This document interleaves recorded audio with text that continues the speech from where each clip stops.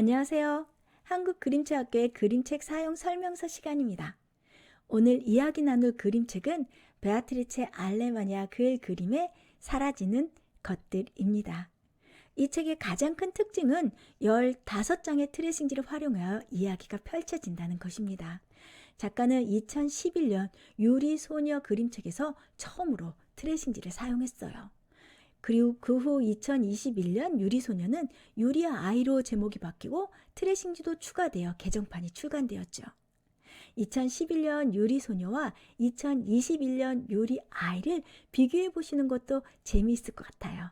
그 후 2022년에 출간된 사라지는 것들은 유리아이보다 2배가 더 많은 트레싱지가 활용되었어요. 15개의 상황마다 각각의 2개의 펼치며 즉 4페이지에 2페이지는 트레싱지 한 장을 활용하여 있다가 없어지는 것들을 표현했습니다. 반복된 패턴으로 이야기를 끌고 가다가 작가는 맨 마지막 상황에서 트레싱지를 사용하지 않았어요. 왜일까요? 사라지지 않는 것을 표현하기 위함이지요.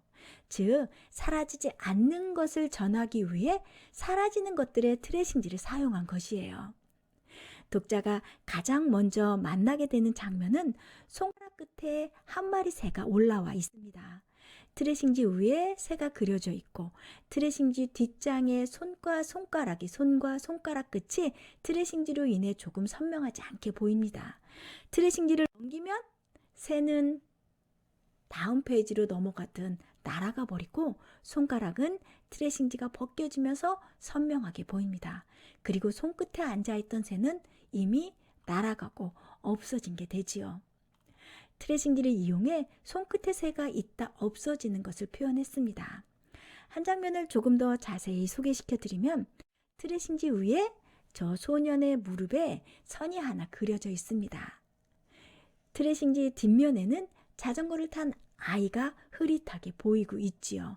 그 트레싱지 뒷면에 보이는 저 소년의 무릎에 상처가 난 것처럼 보입니다. 트레싱지를 넘기면 소년의 무릎에 난 상처는 사라지고 없는 상황이 됩니다. 즉, 아이의 다리에 난 상처가 다 나은 것이지요.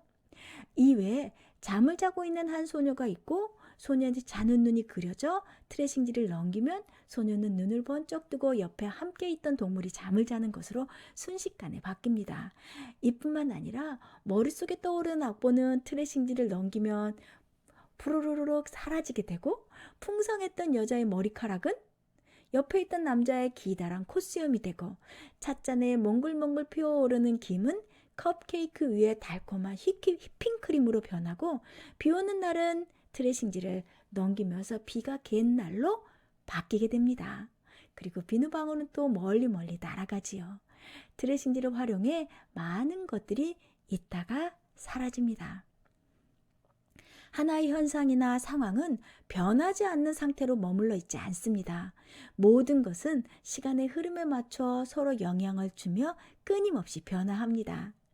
트레싱지에 스케치한 간단한 그림은 등장 여부에 따라 사라지는 것들이 생기며 상황이 전혀 달라지지요. 단순히 눈에서 멀어지는 것도 있고 아예 사라져버리는 것도 있고 상황 자체가 바뀌는 경우도 있습니다. 마지막 장에 이르면 트레싱지를 사용하지 않았어요. 왜일까요? 변하지 않는, 사라지지 않는 것이 있기 때문이죠. 작가는 반투명의 트레싱지를 통해서 변하는 것, 그리고 사라지는 것을 표현했다며 불투명한 종이는 변치 않고 또 사라지지도 않는 것의 가치를 표현했습니다. 모든 것은 지나가고 변하거나 사라져.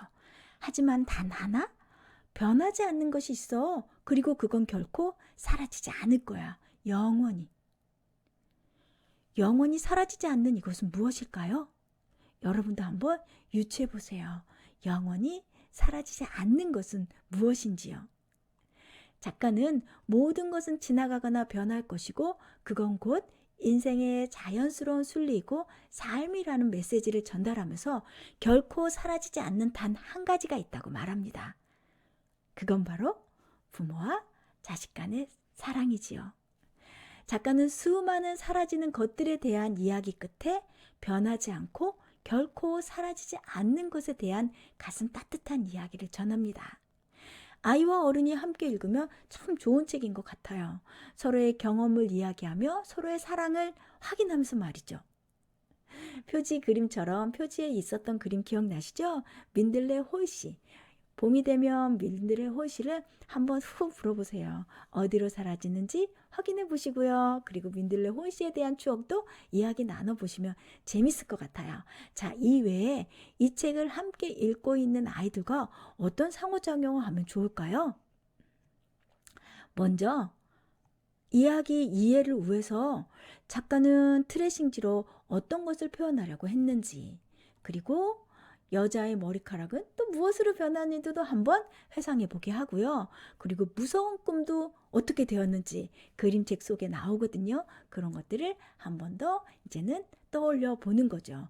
그런 다음에 사라지면 다 없어지는 것이 되는지, 아니면 변하지 않고 결코 사라지지 않는 것들은 또 무엇인지에 대해서도 우리 한번 이야기를 나눠보면 어떨까요? 그리고 책에 나온 사라지는 것들 중에 가장 공감받았던 장면은 또 어디가 있는지, 그리고 아이의 빠진 이유는 어떻게 작가는 표현을 했는지, 재밌는 그림들이 너무 많아서 이 많은 15개의 상황들에 대해서 조금 우리가 하나씩 상기시키면서 이야기를 나눠보면 좋을 것 같아요. 그리고 사라졌지만 마음에 남아있는 것은 무엇이 있을까에 대해서도 이야기 나눠보고, 내가 생각하는 결코 사라지지 않는 것은 무엇인지, 작가가 생각하는 그 사랑인지, 나는 또 내 상황도 그런지에 대해서도 우리 한번 이야기 나눠보고, 그리고 사라졌다가 또 다시 나타나는 것이 또 어떤 것이 있는지도 우리 함께 이야기 나눠보면 되게 재밌을 것 같아요. 그리고 내가 가지고 있는 무언가가 사라졌을 때 기분은 또 어땠는지, 이런 것도 이야기 나눠보면 되게 재밌을 것 같아요. 여러분이 이 유리아이를 비롯해서 사라지는 것들, 그리고 작가가 표현하려고 했던, 전하려고 했던 트레싱지를 이용해서 독자에게 전하려고 했던 그런 메시지가 또 무엇인지에 대해서도 우리 한번 다시 생각해 보면서 이 책을 가지고 이야기를 나눠보면 굉장히 좋을 것 같다라는 생각이 들었습니다. 자, 오늘은 이제 사라지는 것들에 대한 그림책에 대해서 이야기 나눠보았습니다. 다음 시간에 다른 그림책으로 또 찾아뵙겠습니다. 자, 감사합니다.